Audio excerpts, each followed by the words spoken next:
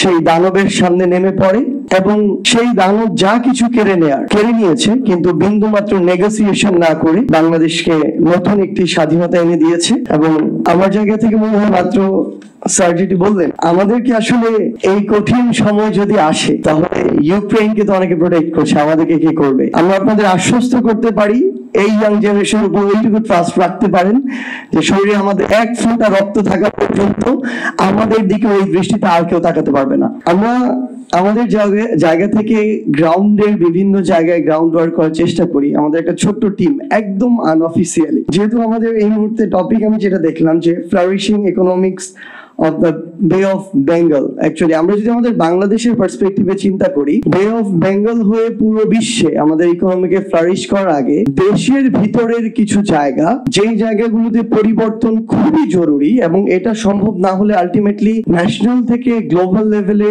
Flourish করার মতো যে ওয়েটা, সেই ওয়েটা আসলে সবসময় বাধাগ্রস্ত হবে এবং আমরা আমাদের কাঙ্ক্ষিত লক্ষ্যে পৌঁছাতে পারবো না। তো আমরা আমাদের জায়গা থেকে আজকে এই গল্পটা প্রথম শেয়ার করছি। ছোট্ট একটা টিমকে, তিনজনের একটা টিমকে আমরা আসলে বৈষম্যবিরোধী ছাত্র আন্দোলনে যারা এই অভ্যুত্থানের গুরুত্বপূর্ণ জায়গায় কোঅর্ডিনেট করেছে, তাদেরকে আমরা দায়িত্ব দিয়েছিলাম যে কেন আসলে এই যে দ্রব্যমূল্যের যে ঊর্ধ্বগতিটা হচ্ছে, আমরা অর্থনীতি নিয়ে কথা বলছি, অথচ আমার দেশের এই যে বিশাল সংখ্যক একটা মানুষ, একটা অন্তর্বর্তীকালীন সরকার চেষ্টা করছে, তারপরও তাদের মানে অর্থনীতিতে এত দিক থেকে এত মানুষের চেষ্টা, কিন্তু তাদের হাতের নাগালে এত চেষ্টার পর সরকার কত জায়গায় তাদের ভ্যাট ট্যাক্স মওকুফ করেছে, সরকারের অনেক দিক থেকে আয়ের পথগুলো পর্যন্ত রহিত করেছে। এই টিম প্রায় 1 মাস কাজ করেছে এটার পিছনে, একদম আনঅফিসিয়ালি। তো এরপরে আমাদের ফাইন্ডিংস যে জিনিসগুলো এসেছে, আসলে আমরা আজকে আমি আমার জায়গা থেকে এই বিষয়গুলো এখানে অবশ্যই একটু সংক্ষেপে তুলে ধরতে চাই। কারণ আমার মনে হয়েছে যে আমরা অর্থনীতির কথা চিন্তা করব, অথচ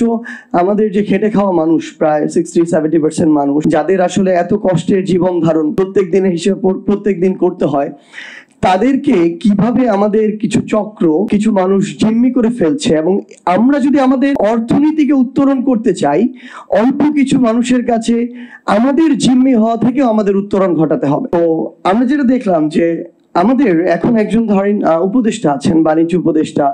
এই পদে এর আগে মন্ত্রী হিসেবে থাকতেন, বাণিজ্য মন্ত্রী। আপনি উপদেষ্টাই বলুন আর বাণিজ্য মন্ত্রী বলুন, আমি শুধু এখনকার সময় বলছি না, পূর্বের সময়ের কথা বলছি। এই জায়গাটাতে যে মানুষটা বসেন, দুইটা ভাগে হতে পারে। একদম খুব সাদামাটা ভাবে যদি ভাগ করি, হয় তিনি বাণিজ্য সংশ্লিষ্ট, অর্থাৎ বড় একজন বিজনেসম্যান, যার এক্সাম্পল এখন আমরা দেখতে পাচ্ছি ওই ফ্যামিলির একজন মানুষ, অথবা যেটি দেখা যায় যে যার বড় বড় বিজনেসম্যান, তাদের একজন স্টেক হোল্ডার, অংশীদার, তাদের একজন শেয়ার হোল্ডার। এটা প্রত্যক্ষ ভাবে না, প্রচ্ছন্ন ভাবে, পরোক্ষ ভাবে যে শেয়ার আসলে তারা সরাসরি এখানে নেন না, মানুষ দেখেনও না, যে শেয়ার জমা হয় হয়তো বা ওই যে আমাদের ওয়েস্টে গিয়ে আর কি। তো এই যে মানুষরা, তারা তাদের জায়গা থেকে যখন ওই চেয়ারটাতে থাকেন, আমি বেশ কয়েকটা আমাদের ফাইন্ডিংস নিয়ে কথা বলবো, তখন এই মানুষগুলো ওই চেয়ারটাতে বৃহৎ অর্থে দেশ বা দেশের মানুষের কথা চিন্তা না করে নিজের পরিবারের লাইফ টাইম একটা অর্থনৈতিক সাম্রাজ্য তৈরির চিন্তা করেন, আর যেটা তিনি না, তার পরের 5 পুরুষে শেষ করতে পারবেন না কোনোদিন। এই জায়গাটাতে তাদের মাথায়, যদি তিনি বিজনেসম্যান হন, চিন্তা করেন ক্ষমতা তো 1-2-5 বছরের জন্য, কিন্তু আমার বিজনেস সারা জীবনের জন্য, আমার পরবর্তী প্রজন্মের জন্য। তিনি তার পলিসিগুলাই ওইভাবে করেন, কিংবা যে সীমাবদ্ধতাগুলো, ততটুকুই তিনি সেখান থেকে সামগ্রিকভাবে উত্তরণ ঘটানোর চেষ্টা করেন, যতটুকু তার কিংবা তার অংশীদারদের বিজনেসে ক্ষতি করবে না। এটা চিন্তা করেন না যে কতটুকু আসলে বাংলাদেশের জন্য প্রয়োজন, বাংলাদেশের মানুষের জন্য প্রয়োজন। সো এই জায়গায় তাদের কাছে দেশ এবং দেশের মানুষের আগে ব্যক্তি স্বার্থটা প্রাধান্য পায়।